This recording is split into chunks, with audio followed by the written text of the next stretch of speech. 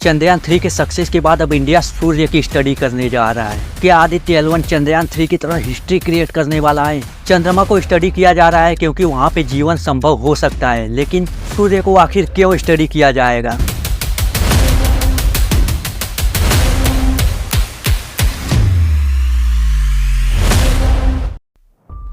2 सितंबर 2023 India ने Aditya L1 mission launch किया सन को स्टडी करने के लिए। यह इंडिया के द्वारा पहला सोलर मिशन लॉन्च किया गया है। पूरी दुनिया की 77 स्पेस एजेंसी में से केवल 3 स्पेस एजेंसी नासा, ESA और JAXA ने सोलर मिशन लॉन्च किए हैं, और वो भी कोलैबोरेशन यानी एक दूसरे के सपोर्ट से। लेकिन इसरो का आदित्य L1 पूरी तरह से इंडिपेंडेंट मिशन है, यानी कि इस मिशन में एक छोटे से पार्ट से लेके पूरा मिशन मेड इन इंडिया है। सबसे बड़ा क्वेश्चन आएगा आपके मन में कि आखिर सन यानी सूर्य को क्यों स्टडी किया जाएगा? जवाब बहुत ही सिंपल है, आइए समझते हैं इसको। हम खाना खाते हैं जिसकी वजह से हम जिंदा रह पाते हैं, और यह खाना हमें फसल से मिलता है, और फसल के लिए सनलाइट यानी सूर्य का प्रकाश बहुत ही ज्यादा जरूरी है। तो डायरेक्टली अगर कहूँ तो सनलाइट नहीं होगा तो हम लोग मर जाएंगे। सन से निकलने वाली कई सारी यूजफुल और हार्मफुल रेज और रेडिएशन होते हैं, जैसे X rays, gamma rays, cosmic rays, ultra violet radiation जिसको शॉर्ट में UV रेडिएशन भी बोलते हैं, और उसके बाद infrared radiation, microwaves, radio waves.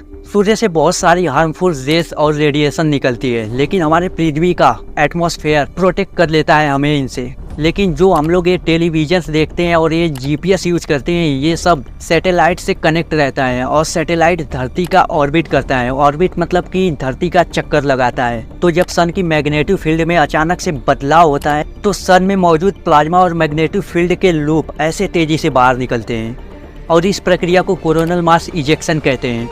और ये लूप जब धरती की तरफ आते हैं तो हमारे सैटेलाइट को बहुत ही ज़्यादा डैमेज कर देते हैं। कई केस में तो सैटेलाइट क्रैश हो जाती है, और कई तो बहुत ही ज़्यादा डैमेज हो जाती हैं, जिससे इनके मेंटेनेंस में बहुत ही ज़्यादा खर्च जाता है। इनफैक्ट यही वजह है कि एलन मस्क ने अपने 40 स्टारलिंक सैटेलाइट खो दिए।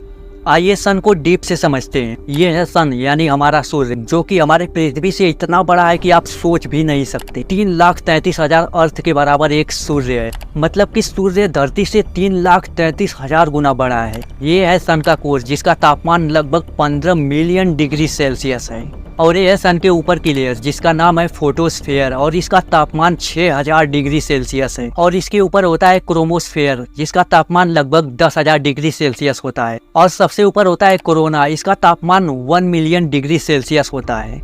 आपके कंफ्यूजन को दूर करने के लिए बता दूं कि ये कोरोना वो कोरोना नहीं है। तो यहाँ पर आपने एक चीज नोटिस किया होगा कि सन के सारे लेयर्स की तापमान एक दूसरे से अलग अलग है। यहाँ पर देख सकते हैं कोर का तापमान 15 मिलियन डिग्री सेल्सियस है, और उसके ऊपर वाले लेयर में तापमान घटकर 6000 डिग्री सेल्सियस हो जाता है। लेकिन और उसके ऊपर वाले लेयर में तापमान 6000 डिग्री से बढ़कर 10,000 डिग्री सेल्सियस हो जाता है। और सबसे ऊपर वाली लेयर की बात करें यानी कोरोना की बात करें तो उसका तापमान 1 मिलियन डिग्री सेल्सियस है। और यही चीज साइंटिस्टों के लिए बहुत ही ज्यादा कंफ्यूजन बना है, क्योंकि बेसिकली क्या होता है कि जब कोई भी हीट वाला चीज होता है तो उससे जितना ही दूर जाओ वो एक पर्टिकुलर तापमान घटते हुए जाता है। लेकिन सन के केस में कुछ अलग ही है। कोर का तापमान ज़्यादा है तो फिर उसके अगली लेयर का तापमान कम हो जाता है, लेकिन उसके फिर अगली लेयर का तापमान बढ़ते जाता है, और एट द एंड कोरोना का तापमान 1 मिलियन डिग्री सेल्सियस तक हो जाता है। और यही है सन की मिस्ट्री, जिसे कोरोनल हीटिंग मिस्ट्री कहते हैं। इसी रहस्य को सुलझाने के लिए नासा ने पिछले 60 सालों में 20 से भी ज्यादा सोलर मिशन किए हैं, लेकिन आज तक कोई एग्जैक्ट एक्सप्लेनेशन नहीं मिला है। तो आदित्य L1 अगर इस मिस्ट्री को सॉल्व करता है तो इंडिया एक बार फिर से हिस्ट्री क्रिएट करेगा, और हमें उम्मीद है कि ऐसा होगा।